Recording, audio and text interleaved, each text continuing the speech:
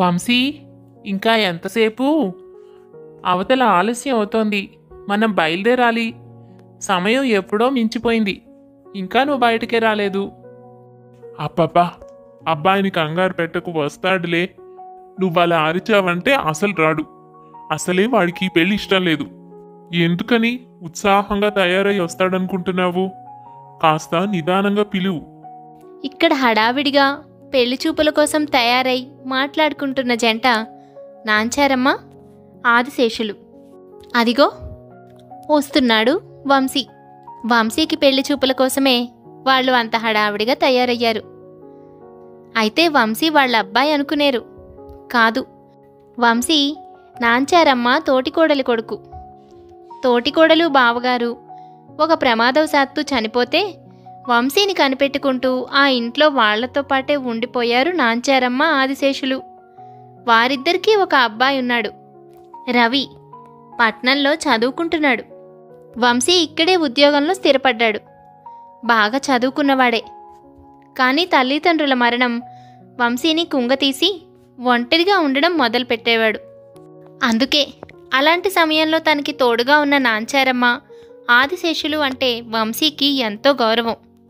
తనను తల్లి తండ్రిలాగా దగ్గరుండి ఎంతో ప్రేమగా పెంచారని, తన బాగోగులన్నీ వాళ్లే చూసుకున్నారని వాళ్లపై అభిమానం పెంచుకున్నాడు. వారి మాటంటే ఎంతో గౌరవిస్తాడు వంశీ. కానీ వంశీకి పెళ్లిచూపులు ఇష్టం లేదు. ఎందుకంటే వంశీకి ఇప్పటికే వివాహం జరిగిపోయింది. కానీ భార్య మరణించింది. వంశీ మీనా అనే అమ్మాయిని ప్రేమించి పెళ్లి చేసుకున్నాడు. వారు సంతోషంగా 4 రోజులు గడిపేలోపే ఆమె మరణించింది. పైగా తన మరణానికి కారణం తన భర్తేనని, తన భర్త తనను సరిగ్గా చూసుకోవడం లేదని, ఆ బాధ తట్టుకోలేకే చనిపోతున్నానని చనిపోయే ముందు నాంచారమ్మతో చెప్పిందట. ఆ సమయంలో వంశీ ఇంట్లో లేడు.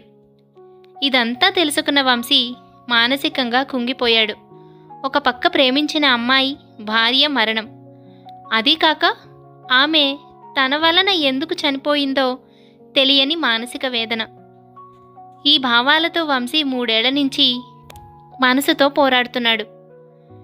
ఇక నాంచారమ్మ ఇలా వదిలేస్తే కుదరదు అని భావించి బలవంతంగా పెళ్లి చూపులు ఏర్పాటు చేయించింది.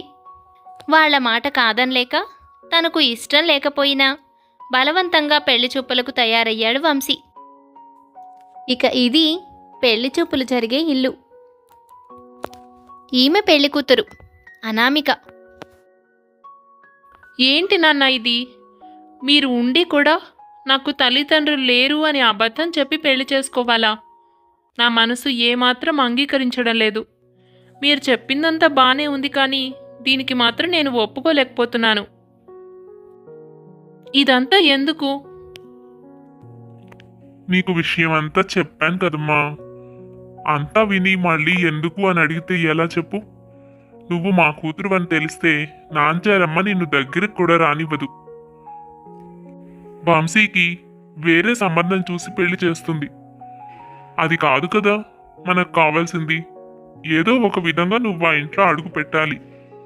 వంశీని పెళ్లి చేసుకోవాలి. అక్కడి పరిస్థితులన్నీ చక్కబెట్టాలి. ఇవన్నీ నీకు చెప్పాము. అయినా నువ్వు మనసును సమాధానపరచుకోకపోతే ఎలా అనామిక? అవును, నీకు నాంచారమ్మ గురించి తెలీదమ్మా. ఆమెను మేము కళ్ళారా చూసాం. అందుకే మన వివరాలు ఇప్పుడే బయట పెట్టకపోవడమే మంచిది. కొంతకాలం ఓపిక పట్టు.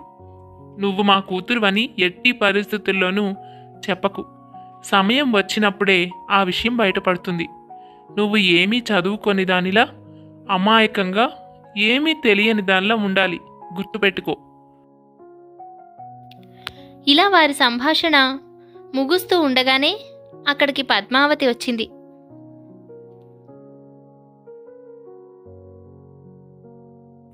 పెళ్లి వాళ్ళు వచ్చే సమయం అయిపోయింది.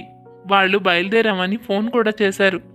మీరు ఆ గదిలోకి వెళ్ళి దాక్కోండక్క. నేను నాంచారమ్మతో అనామికని ఇక్కడికి తీసుకువచ్చి పెళ్లి చూపులు జరిపిస్తానని మాట ఇచ్చాను. అందుకేగా తనిప్పుడు మన ఇంటికి వస్తోంది. కానీ మీరు కనిపిస్తే ప్రమాదం, అది మీకు తెలుసు. మీరు ఆ గదిలోకి వెళ్ళి తాక్కోండి. అమ్మాయిని నేను తీసుకెళ్ళి చూపిస్తాను. మీ అలజడి వాళ్లకు ఏమాత్రం వినపడకూడదు. అనామిక మా ఊరి అమ్మాయని, తను ఒక్కతే అనాథగా ఉంటోందని చెప్పాను. గుర్తుపెట్టుకో, నువ్వు కూడా అదే చెప్పాలి. ఇక్కడ పరిస్థితి ఇది. మరి అనామిక తల్లిదండ్రులు అలా ఎందుకు చేస్తున్నారో పోను పోను కథలో మీకే తెలుస్తుంది. పెళ్లి వాళ్ళు ఇంట్లోకి వచ్చారు. పద్మావతి అనామికను తీసుకువచ్చి వాళ్ల ముందు నుంచోబెట్టింది. వంశీ అయిష్టంగానే ఆమెను చూశాడు.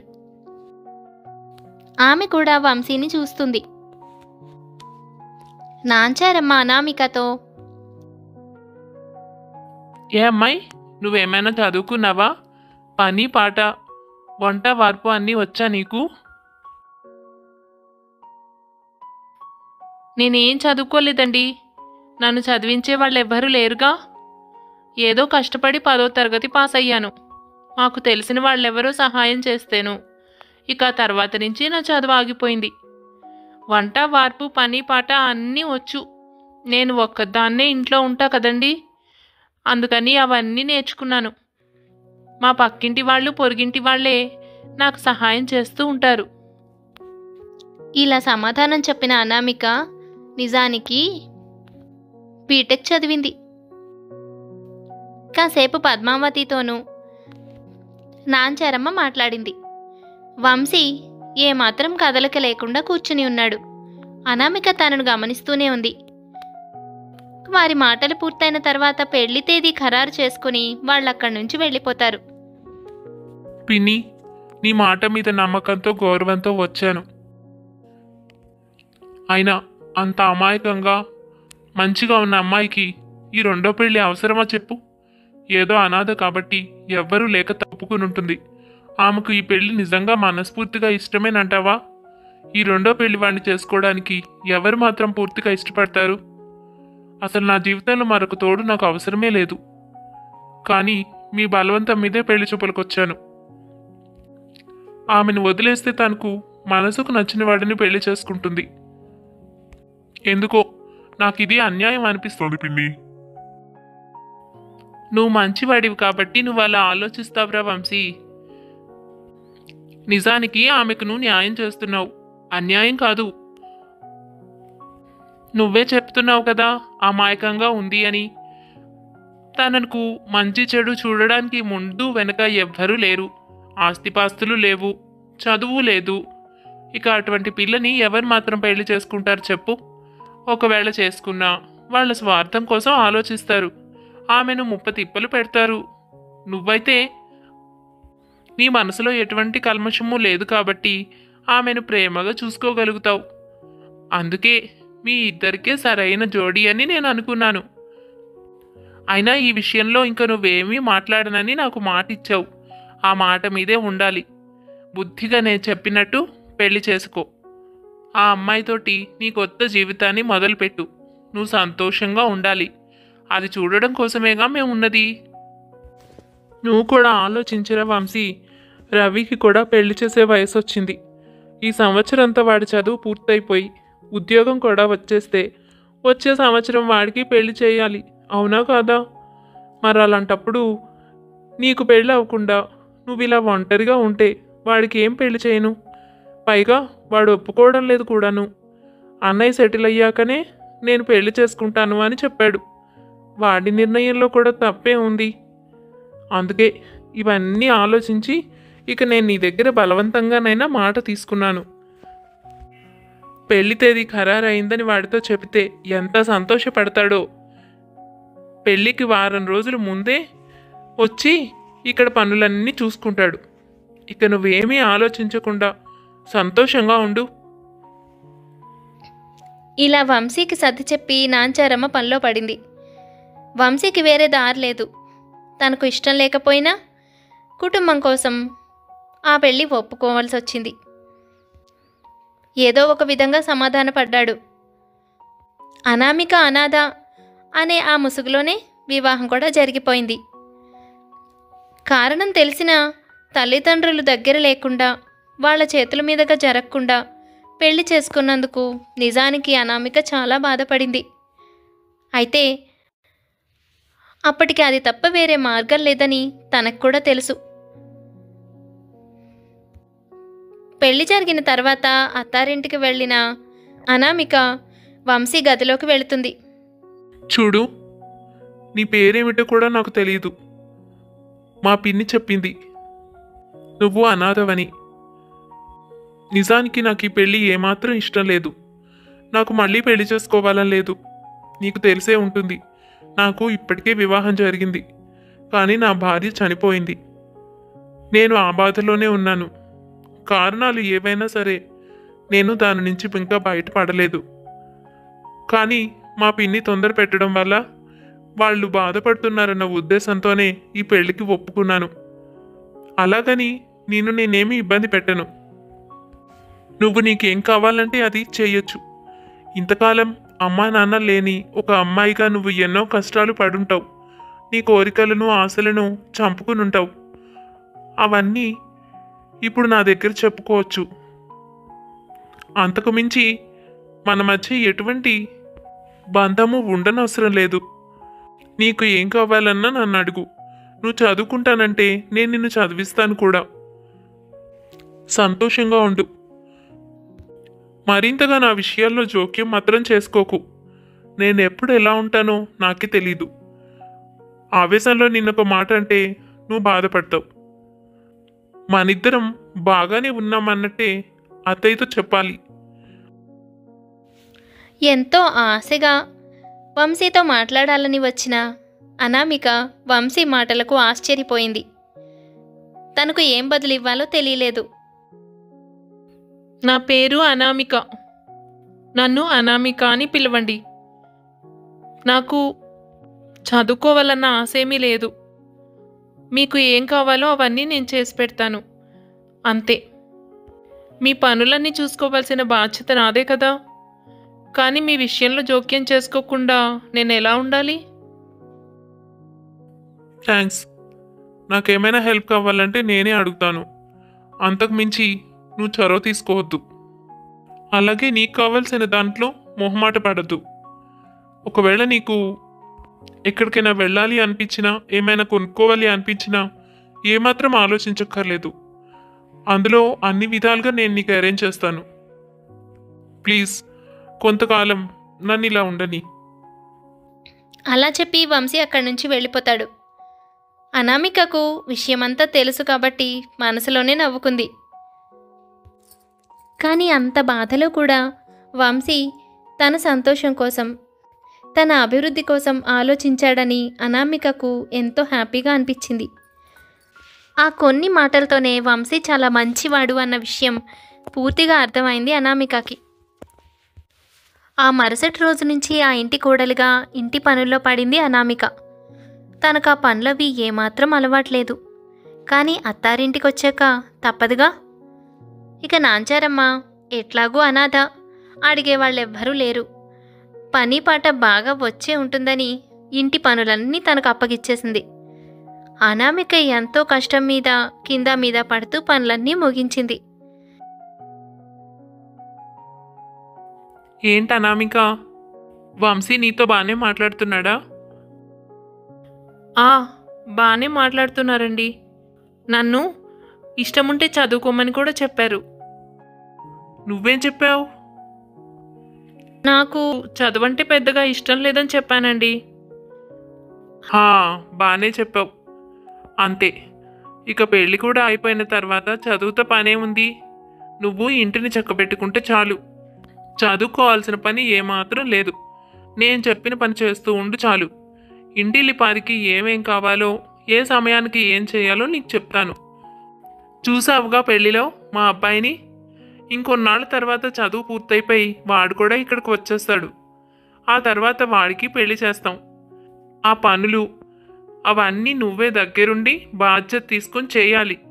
ఈ ఇంటి కోసం నువ్వు నీ పూర్తి సామర్థ్యాన్నంతా ఉపయోగించాలి. అదే నీ కర్తవ్యం. నేను అప్పుడప్పుడు కొన్ని పేపర్లు నీకు ఇస్తూ ఉంటాను. అవి తీసుకువెళ్ళి వంశీ దగ్గర సంతకం తీసుకురావాలి. ఏం పేపర్లండి? అదంతా నీకెందుకు, అదేదో బిజినెస్కి సంబంధించింది. వంశీ వాళ్ళది పెద్ద బిజినెస్, కానీ తనకు ఆ బిజినెస్ చూసుకునే ఇంట్రెస్ట్ లేక మానేశాడు. అంతకుముందు తను అదే చేసేవాడు. ఎప్పుడైతే మొదటి భార్య చనిపోయిందో అప్పటి నుంచి కొంచెం ఇలా అయిపోయాడు. అప్పటి నుంచి నేను మావయ్య గారు కష్టపడి ఆ బిజినెస్ని రన్ చేస్తున్నాం. ఇక మా అబ్బాయి వచ్చాక అది వాడికి అప్పగించాలి. వంశీ ఆ ఉద్యోగంలోనే ఏదో తంటాలు పడుతున్నాడు. దానికి సంబంధించి ఏవో కొన్ని ఉన్నాయిలే. అందులో వంశీ సంతకం అవసరం. ఈరోజు సాయంత్రం వాడి ఇంటికి వచ్చిన తర్వాత నీకు ఒక ముఖ్యమైన పత్రం ఇస్తాను, సంతకం పెట్టించు. నాకు చాలా బాగా తెలుసు మీరు ఏ పత్రం ఇస్తారో. దానికోసమేగా నేను కూడా వచ్చింది. ఆ రోజు వంశీ ఇంటికి వచ్చిన తర్వాత భోజనం చేయకుండానే పైకి వెళ్ళిపోతాడు. ఎవరు ఎంత పిలిచినా కిందకి రాకపోయేసరికి అనామికాన్ని తనకు భోజనం తీసుకువెళుతుంది. కానీ వంశీ అది తిననని చాలా కోపంగా చెప్తాడు. పోనీ కొంచెం పాలైనా తాగుతాడేమో అని కిందకు వచ్చి పాలు కలుపుకొని తీసుకువెళ్ళాలనుకుంటుంది. అప్పుడే నాంచారమ్మ తనకు ఆ పత్రం ఇచ్చి వంశీతో సంతకం పెట్టించమని చెప్తుంది. కానీ అనామికకు అందులో ఏం రాసిందో బాగా తెలుసు. అందులో వంశీ సంతకం చేయడం అనామికకు ఇష్టం లేదు. అందుకే పాలు కలుపుకుని తీసుకువెళ్ళి వంశీకి కోపం వచ్చేలా, ఇదిగో కనీసం ఈ పాలైనా తాగండి. మీరు కనీసం ఈ పాలు తాగితే అప్పుడే నేను భోంచేస్తాను. మీరెందుకని భోంచేయలేదో తెలీదు, నాకు చెప్పరు. ఇంట్లో వాళ్ళందరూ నన్ను తిడుతున్నారు. ఈ పత్రాలు మీ దగ్గర సంతకం చేయించుకురమ్మని మీ పిన్ని పంపించారు. అందులో ఏముందో నాకేమీ అర్థం కాలేదు. కానీ అవేవో బిజినెస్ పేపర్స్ అని చెప్పారు. మీరు ఈ పాలు తాగితేనే అందులో సంతకం పెట్టాలి, లేదంటే నేను పెట్టనివ్వను. అనామిక, నీకు ముందే చెప్పాను నా విషయాల్లో అతిగా చొరవ చూపించొద్దని. నేను తింటానో తాగుతానో అది నా ఇష్టం. నువ్వు నన్ను ఇలా కంట్రోల్ చేయాలని చూడకు. నాకు ఇప్పుడు ఏమీ వద్దు అని ఇందాకే చెప్పాను. ఏమీ వద్దంటే ఏమీ వద్దు, అంతే. నేను ఒక్కొక్కసారి అంతే, ఏమీ తినను, ఏమీ తాగను. నా మూడ్ బాగాలేకపోతే అలాగే ఉండిపోతాను. ఇవన్నీ నీకు తెలియవు, కొత్తగా వచ్చావు. దయచేసి నన్ను ఇబ్బంది పెట్టకు. వెళ్ళిపో ఇక్కడి నుంచి. నేను దీని మీద సాయం చేసి పిన్నికి ఇస్తాను. ఆహా, మీరు తాగితేనే నేను ఆ పేపర్స్ మీకు ఇస్తాను, లేకపోతే ఇవ్వను. అత్తయ్య అడిగితే అదే సమాధానం చెప్తాను. అనామిక మొండిగా సమాధానం చెప్పేసరికి వంశీకి చాలా కోపం వస్తుంది. తన చేతిలో పాలను విసిరికొడతాడు. ఆ పాలు నాంచారమ్మ ఇచ్చిన పత్రాల మీద పడి అవి తడిసిపోతాయి. గట్టిగా శబ్దం రావడంతో నాంచారమ్మ వచ్చి సంగతి ఏమిటని అడుగుతుంది. జరిగిందంతా చెప్తుంది అనామిక. నాంచారమ్మ మనసులో, ఓసిని, ఏదో ఒక విధంగా సంతకం పెట్టించుకొస్తుంది అనుకుంటే ఇలా వాడిది పత్రాలు తడిసిపోయేలా చేసింది. అయ్యో, ఎన్ని రోజులు ఎదురు చూసా దీనికోసం. మొత్తం అంతా పాడు చేసి పెట్టింది. ఇప్పుడు మళ్ళీ ఈ పత్రాలు తయారవ్వాలంటే మళ్ళీ 1 నెల రోజులు ఆగాల్సిందే. నా ప్లాన్ అంతా పాడు చేసింది. సరేలే అనామిక, వాటి గురించి నేను మరొకసారి ఆలోచించి పంపిస్తానులే. అయినా తను వద్దన్నప్పుడు నువ్వెందుకు ఫోర్స్ చేసావు? వంశీ అంతే, తనకు ఇష్టం లేకపోతే ఏదీ చేయడు. అదేంటత్తయ్య మీరు కూడా అలా అంటున్నారు? ఆయన ఇంటికి వచ్చినప్పటి నుంచి ఏమీ తినలేదు, తాగలేదు. మరి కనీసం పాలు తాగమని అడగడం నా తప్ప? ఎప్పుడూ అలాగే ఉంటారు అంటున్నారు. అంటే మీరు ఆయన అలా ప్రవర్తిస్తూ ఉంటే చూస్తూ ఊరుకుంటారా? ఏమాత్రం చెప్పరా? ఆయన ఖాళీ కడుపుతో పడుకుంటే మీరందరూ ప్రశాంతంగా చూస్తూ ఉంటారా? బాగుందమ్మా, నిన్న కాక మొన్నొచ్చావు. మేం వాడిని చిన్నప్పటి నుంచి చూస్తున్నాము. వాడి పద్ధతి అంతే. అయినా నీకేం అర్థమవుతుంది? నన్ను ప్రశ్నించడం మానే. వంటింట్లో ఎక్కడ గిన్నెలు అక్కడే ఉన్నాయి, వెళ్ళి సర్దుపో.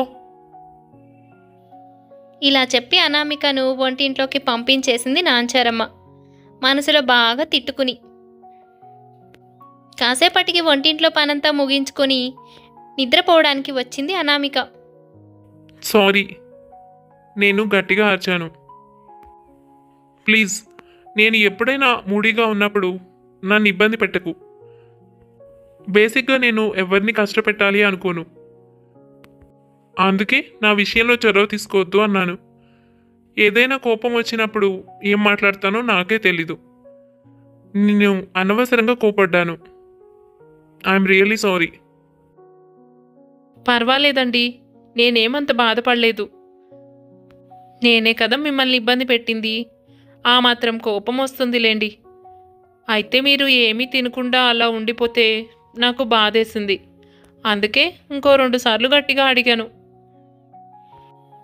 ఇప్పుడు పాలు తీసుకురానా, తాగుతారా? పర్లేదు, ఇక్కడున్న ఫ్రూట్స్ తింటానులే. నువ్వు చెప్పు, మీ అమ్మ నాన్న ఎలా చనిపోయారు? అయ్యో భగవంతుడా, బతికున్న మా అమ్మ నాన్నని చనిపోయారని ఎలా చెప్పాలి? ఈ టాపిక్ నేను మారిస్తే బెటర్. నాకు ఊహ తెలీదండి. మా చిన్నప్పటి నుంచి మా ఊళ్ళో చుట్టుపక్కల ఉన్న వాళ్ళందరూ నాకు సాయంగా ఉండేవారు. నాకు ఏ కష్టం వచ్చినా చూసుకునేవారు. మాది చాలా మంచి ఊరు. నేను 10th క్లాస్ వరకైనా చదివానంటే వాళ్ళందరూ సహాయం చేయడం వల్లే. అవునా? ఎప్పుడైనా ఖాళీ కుదిరినప్పుడు మీ ఊరు వెళ్దాం. అయినా 10th వరకే కదా చదివావు, మరి చదివిస్తానంటే ఎందుకు వద్దన్నావు? చదువు చాలా ముఖ్యం, జ్ఞానాన్ని ఇస్తుంది, నీకు చాలా మంచి చేస్తుంది. నీ జీవితంలో నీకు ఏ అవసరం వచ్చినా చదువుంటే ఏ ఇబ్బంది రాకుండా ఉంటుంది. నాకేమి ఇబ్బంది వస్తుంది? మీరున్నారు కదా. నేను ఎప్పుడో చదువు మానేశాను. మళ్ళీ ఇప్పుడు చదువుకోవాలంటే అంత వీలవ్వదు కదా. అన్నీ మర్చిపోయాను. అయినా మీ అంత మంచి భర్త ఉండగా నాకేం కష్టం వస్తుంది చెప్పండి? వంశీ సైలెంట్ అయిపోయాడు. నేను మంచివాడిని కాదు అనామిక. నేను ఎంతగానో ప్రేమించి పెళ్లి చేసుకున్న అమ్మాయిని కష్టపెట్టాను. తను నా వల్ల ఎంతో బాధపడిందట. అలాంటి అమ్మాయినే బాధ పెట్టానంటే నేను ఎలాంటి వాడిని అయి ఉంటాను? నీకు ఈ విషయాలేవి చెప్పకుండానే పెళ్లి చేశారు కదూ. ఆమె నన్ను ఎంతగానో ప్రేమించింది. నా కోసం తన జీవితాన్ని వదులుకుంది. తనకి యుఎస్లో సెటిల్ అవ్వాలని కోరిక, అంటే అమెరికాలో. కానీ నేను అక్కడికి రాను అన్నానన్న ఒకే ఒక కారణంతో తన కోరికను వదులుకొని నాతో పాటు పెళ్లి చేసుకొని మా ఇంటికి వచ్చింది. అట్లాంటి మనిషిని కూడా నేను బాధ పెట్టాను. నాకే తెలియడం లేదు నేనేం తప్పు చేశాను. ప్లీజ్, మీరు అలా బాధపడకండి. జరిగిందేమిటో పూర్తిగా మీరైతే చూడలేదు కదా. మీరు మాట్లాడుతున్న దాన్ని బట్టి, మీ ప్రవర్తన బట్టి మీరు చాలా మంచివారని 2 రోజుల్లోనే నాకు అర్థమైపోయింది. అలాంటిది మిమ్మల్ని అంతగా ప్రేమించిన అమ్మాయికి అర్థం అవ్వలేదంటారా? అక్కడ ఇంకా ఏదో జరిగిందేమో అని అనుమానం రాలేదా మీకెప్పుడు? ఏం జరుగుతుంది? ఏదైనా జరగడానికి బయట వాళ్ళు ఎవ్వరూ లేరు. నేను ఆఫీస్ పని మీద ఊరెళ్ళాను. తిరిగి వచ్చేసరికి తను చనిపోయింది. తను ఎంతో బాధపడుతున్నానని పిన్నితో చెప్పిందంట. ఇవన్నీ చూస్తుంటే అదే కారణమని అర్థమవుతోంది కదా. అయినా నేను పిన్నినంత డీటెయిల్గా అడగలేదు. తను లేదు అన్న బాధని నేను తట్టుకోవడానికే నా మనసు అంగీకరించలేదు. ఇంకా విషయాలన్నీ ఏం మాట్లాడతాను? ఓకే, మీరు ఆ విషయాలేవి ఆలోచించద్దు. నాకు ఇవన్నీ చెప్పే పెళ్ళికి ఒప్పుకుంటావా అని అడిగారు. నేను అవన్నీ తెలిసే సరే అన్నాను. ఇంకా మీరు బాధపడకండి. మీరు ఎలాంటి వారు అన్నది కొంతకాలం తర్వాత తెలుస్తుంది. ఇప్పుడైతే మన ఇద్దరం రేపు బయటకు వెళ్దామా? బయటకా?